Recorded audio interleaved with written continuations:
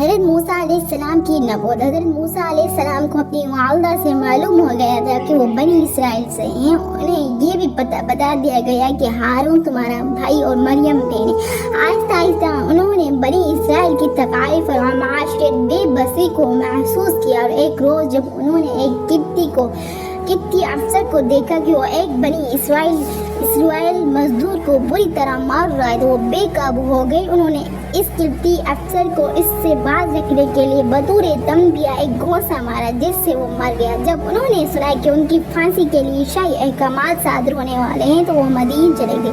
اس علاقے میں ایک نیک بزرگ رہتے تھے۔ حضرت موسیٰ علیہ السلام نے بکریاں چرانے پر اس شہر کے ساتھ نوکری کر لی تھی۔ 8 برس کے بعد ان کو ایک لڑکی سے نکاح ہو جائے گا۔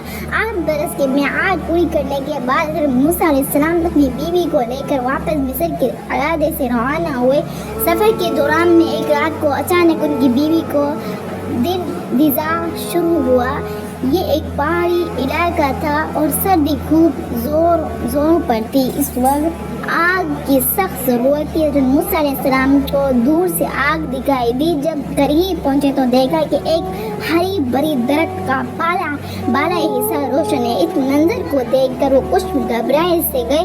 اچانک آواز آئی، ڈر مت، میں خدا ہوں۔ یہ مقام ادب ہے۔ اپنی جوتی اتار کر آ گیا اور پھر ارشاد ہوا، اے موسیٰ یہ تیرے ہاتھ میں کیا ہے؟ عرض کیا، اے پروردگار میری لکڑی عصا ہے، اس سے بکریوں کے لیے پتے جھاڑتا ہوں، اس کے علاوہ یہ اور بھی کام دیتی ہے۔ ارشاد ہوا، اس کو پھینک دو۔ زمین پر گرتی ہی لکڑی اثر دھا بن گئی اور گریبان میں ہاتھ ڈال کر نکالا تو وہ چاند کی طرح چمکنے لگا۔